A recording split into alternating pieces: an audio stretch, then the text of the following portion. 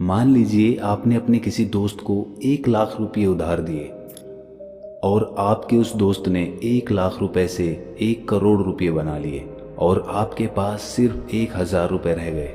आपका मित्र जो पहले गरीब था वो अमीर बन गया और आप गरीब हो गए। तो ऐसे में आपके मन में क्या भाव उठेगा? क्या आपके मन में अपने मित्र के प्रति ईर्ष्या पैदा होगी या आप उसकी तरक्की से खुश होंगे? आज की जो मैं बौद्ध कहानी सुनाने वाला हूँ वो आपके मन को एकदम निर्मल बना देगी। जो भी ईर्ष्या के भाव आपके अंदर उठते हैं उन सब का जवाब आपको इस कहानी में मिलेगा। इससे पहले कि आप इस कहानी में खो जाएं, इस चैनल को सब्सक्राइब जरूर कर लें। तो चलिए कहानी शुरू करते हैं। एक बार की बात है, एक आदमी बुद्ध के पास आता है और कहता है, हे बुद्ध, मैं एक व्यापारी हूँ, मुझे मेरे ही मित्र ने बर्बाद कर दिया है। मेरा सारा व्यापार चौपट हो गया है। मैं आज उसी मित्र की हत्या करने जा रहा था, तभी रास्ते में मुझे आपका आश्रम दिखा। मैंने सुना है कि आप सभी समस्याओं को हल कर देते हैं। क्या आप मेरी भी सहायता कर सकते हैं?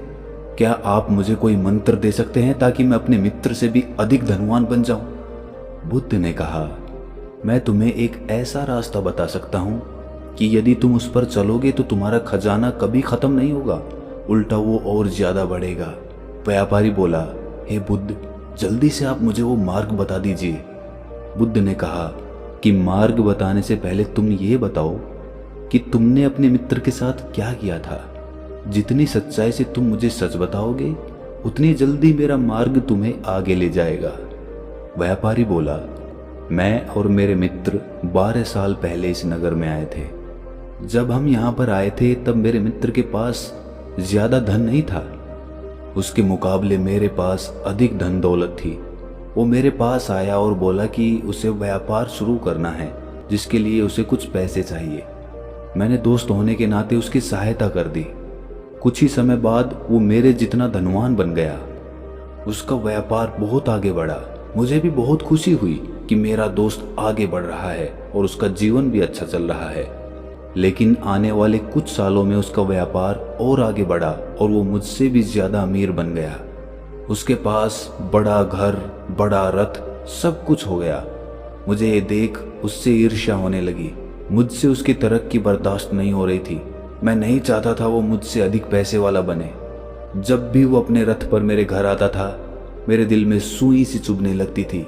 मैंने तय कर लिया था कि उसे खुद से आगे नहीं बढ़ने दूंगा। इसीलिए मैंने उसके व्यापार में हानि पहुंचाने के लिए एक से एक षड्यंत्र रचा।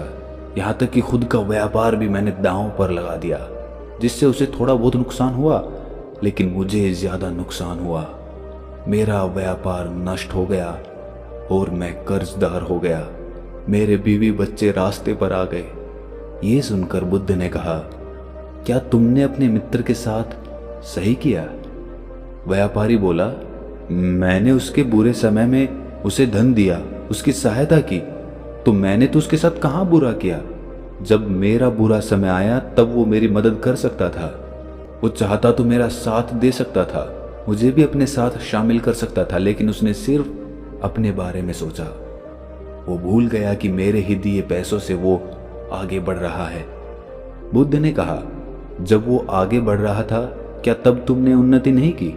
वो आदमी बोला, मेरे व्यापार में भी उन्नति हुई लेकिन मेरे मित्र जितनी नहीं हुई। बुद्ध ने कहा, आखिर तुम्हें किस चीज की कमी थी? वो आदमी बोला, मुझे किसी चीज की कमी नहीं थी, मैं बस चाहता नहीं था कि मेरा मित्र मुझसे आगे बढ़े, अधिक धनवान बने। बुद्ध ने कहा कि क्यों? क्या इस दुनिया में तुम्हारे मित्र से अधिक धनवान कोई भी नहीं है? वो आदमी बोला, हाँ है, मेरे मित्र से भी अधिक धनवान व्यापारी यहाँ पर हैं। ये सुनकर बुद्ध ने कहा, फिर क्यों तुम अपने मित्र से ही अधिक धनवान बनना चाहते हो? जो दूसरे व्यापारी इस दुनिया में उससे भी अधिक धनवान हैं, उनसे अधिक धनवान क्यों नहीं बनना चाहते हो? दरअसल हम हमारे से नीचे किसी भी आदमी को जो हमारे दया का पात्र है उसे आगे बढ़ता नहीं देखना चाहते। हम चाहते हैं कि वो हमेशा हमारी दया का पात्र ही बना रहे, और जब वो हमसे आगे निकल जाता है तो हम अपने चेहरे पर मुखौटा लगाकर उन्हें दिखा तो देते हैं कि हम उनकी कामयाबी से खुश हैं, लेकिन ऐसा होता नहीं है। हम अंदर ही अंदर जलने लगते हैं कि वो हमसे आगे कैसे बढ़ गया, खासकर कि तब जब उसे आगे बढ़ने का रास्ता हमने दिखाया होता है और वो कुछ समय बाद हमसे भी आगे निकल जाता है। हमें ये खटकने लगता है कि जिसे हम दया दिखाते थे वो आज हमें दया दिखाने लगा है। उस पर भी वो आदमी आपकी दिखाई दया का गुणगान नहीं करता है, आपकी सहायता नहीं करता। तब आप उसे ये बताना चाहते हैं कि जो कुछ भी आज उसे मिल रहा है सब उसे हमारी दया दृष्टि से ही मिल रहा है।